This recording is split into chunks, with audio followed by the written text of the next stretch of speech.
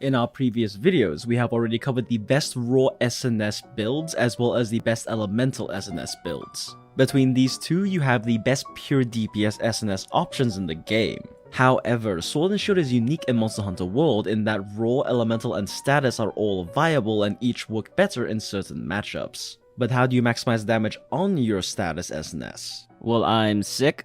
And I'm Tuna. And we're the Monster Hunter Math Guys. I want to start out this video with two quick things. First, I want to apologize for taking so long to get this video out. I have had a terrible upper respiratory infection for the past 10 days or so. It is now starting to clear up, and while I'm not 100%, I am at least able to work on videos. So thank you for your patience. I plan to have a few more out this week to make up for it. The other thing is that it has come to our attention that a lot of you don't know Tuna has a Twitch where he streams almost every day, and we also have a Twitter. Tuna and I are equal partners in this business, and we do split everything. So following him over at twitch.tv/tunataco as well as following us on Twitter are two of the best ways you can help support us completely for free. Alright, without further ado, on with the video. In this video, we'll have a brief recap on the optimal status combos as well as the meta sets. We've already covered the playstyles and combos in previous videos, link to that in the top right in description, but here's a quick recap on how Status SNS plays. Status SNS actually focuses on the same two combo loops as Raw SNS, the Falling Bash and the Slash combos.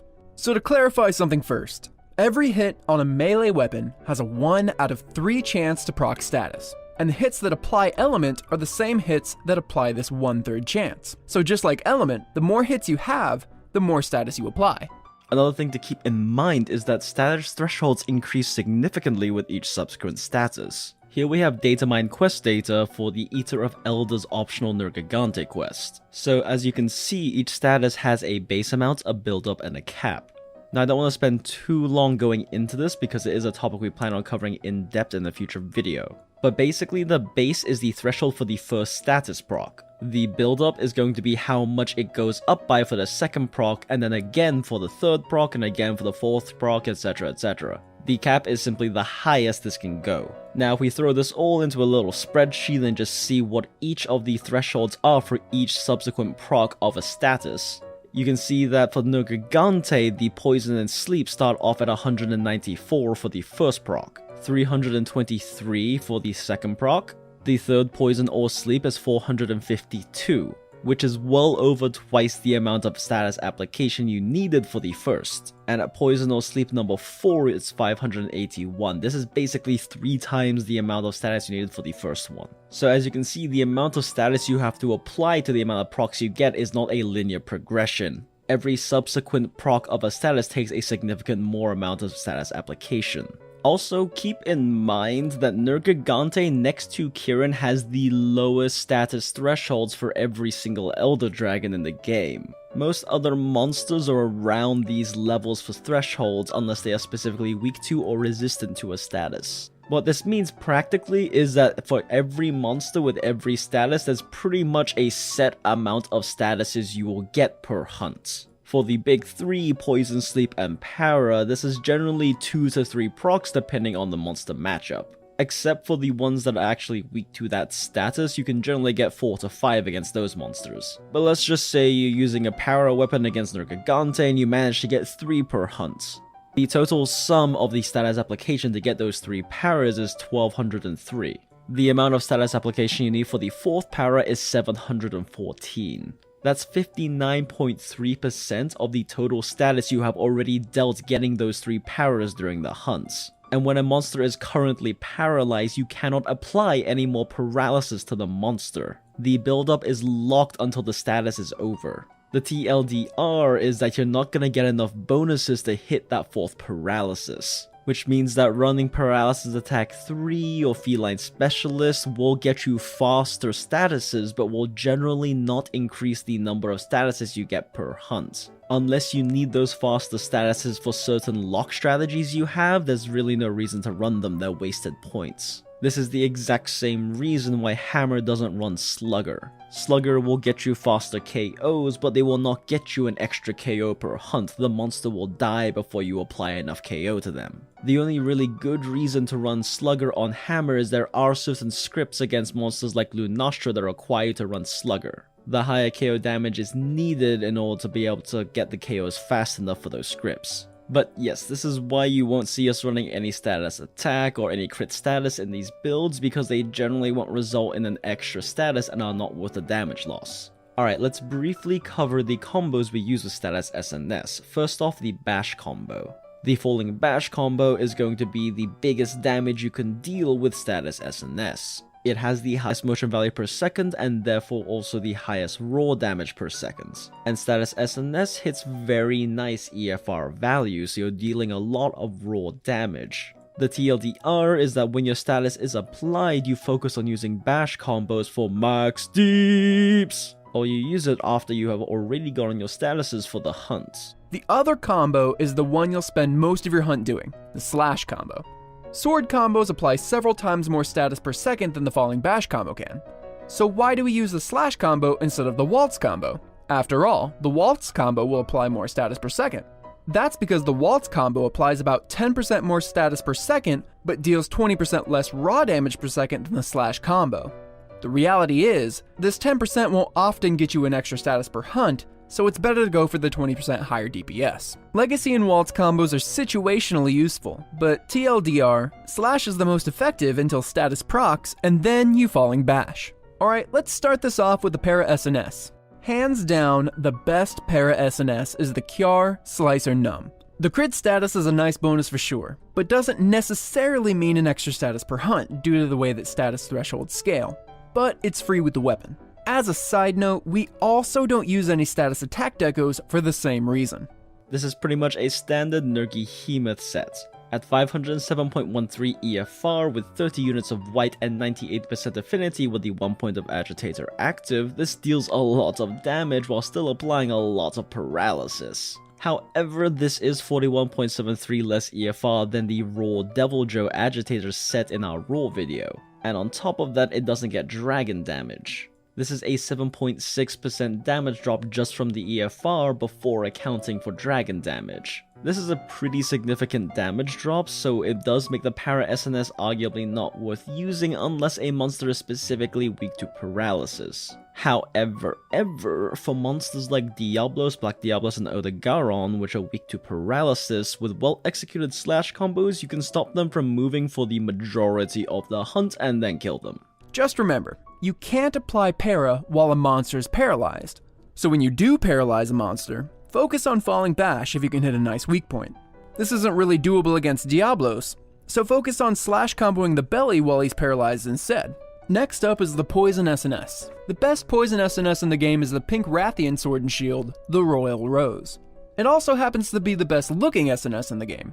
Fashion points. The KT Poison SNS, the Teroth Slicer Spew, is actually worse than the Royal Rose because it can't hit white sharpness.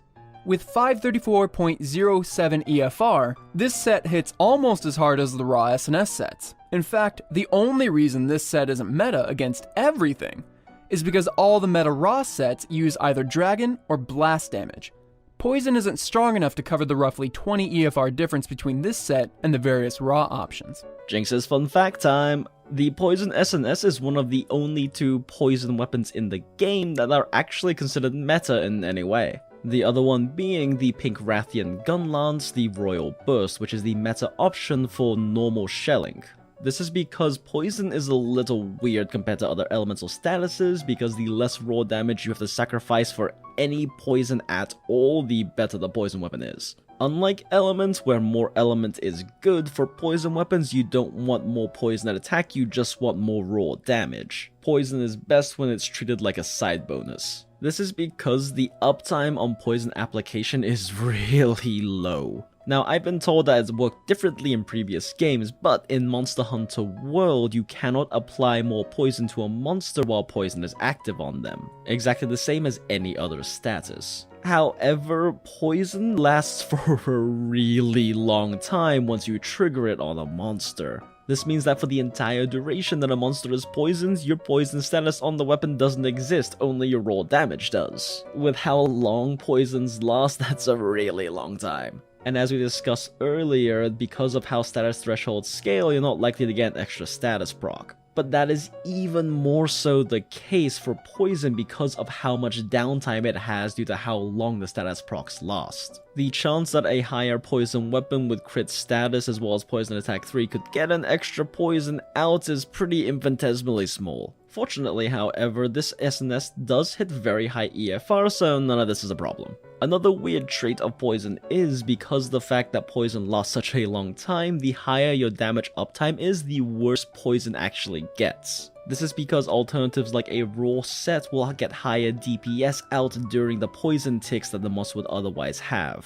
This is why, despite the fact that the EFR is so close to raw options, you still don't see SNS speedrunners ever using poison SNS. But conversely, if you play more conservatively, then poison becomes stronger, because the damage is still going to be ticking through when you don't hit the thing. So strong, in fact, that if you do play more conservatively and don't play very aggressively with high damage uptime, then this might be the best overall SNS for you to use unless a monster is resistant to poison. This is also why this is our recommended SNS if you don't have endgame decos and armor yet. Poison gets relatively better the less the rest of your damage is scaled, and early game your damage hasn't been able to scale yet. Specifically, this set is good against Legiana, Kushala, Lavasioth, and Uragan. Legi and Kushala are both very weak to poison, making this a strong option against them.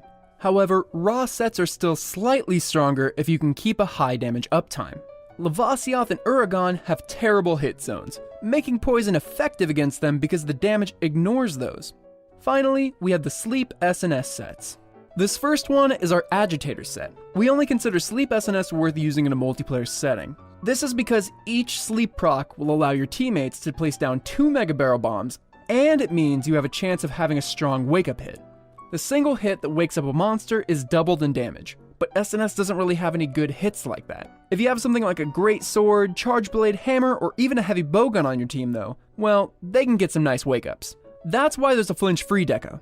Status SNS uses a lot of slash combos, and you need flinch-free if you're going to slash combo in multiplayer.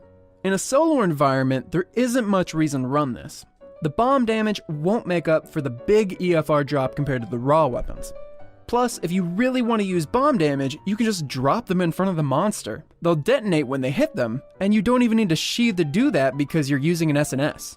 Here we have the no agitator version of this set. We drop the 2 Agi for 1 crit eye and 1 attack boost.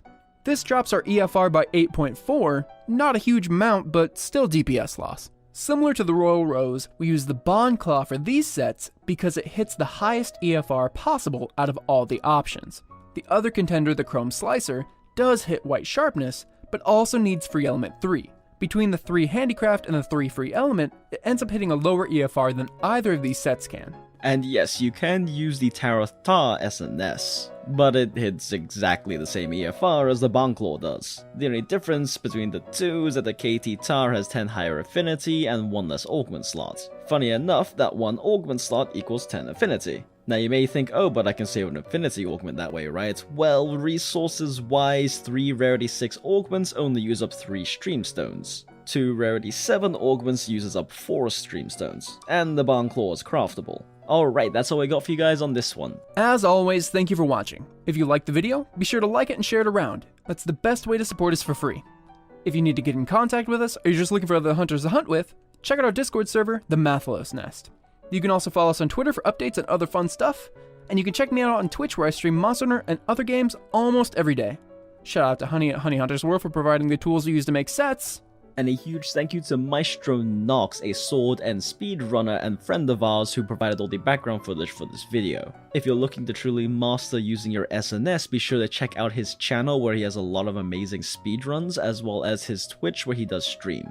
And of course, a huge thank you to every single person who supports us on Patreon, with an especially big thank you to Foray, Yoshi Cho, Flight, David Sternberg, XCLK07, Holcanis, Gilgi, Haika, Milky Powder, David Ju Sinclair, Sinful by Nature, Warren Kios, Hensatsuken, Papa Slatch, Wed Manticore, Captain Big Brain, Zamir Washington, Superfly, Bram Orsol, Roddy Raw Dog, Anti-Spartan, Lightweight, Javik, The Local, PB Livingston, Flagoblast, Jordan Petit, Skylar Yang, Kong Kong, Miguel Lopez, Lupin, Mongus, Kumiko, Triple Agent, Augusta Oliveira, Petra Suva, Zarashi, Alan O'Dom, Baguette, Zimv, Sir Kite, Billy Barthel, Mally, Yordi Cosmo Para, Marcus S. Carney, Dandy, Captain Walmart, Magister Obscura, Jamie, and every single one of you who supports us on Patreon. Thank you all so much, it really does mean the world to us, especially when I am bedridden sick and cannot actually do anything to work on the channel. Y'all are the real heroes and help keep this channel alive, so thank you again. Anyway, we do have other videos coming out soon, so be sure to subscribe, hit the notification bell if you want, really up to you, but it does let you know when they're out, and I'm gonna go lie down now. Hope to see you in the next one.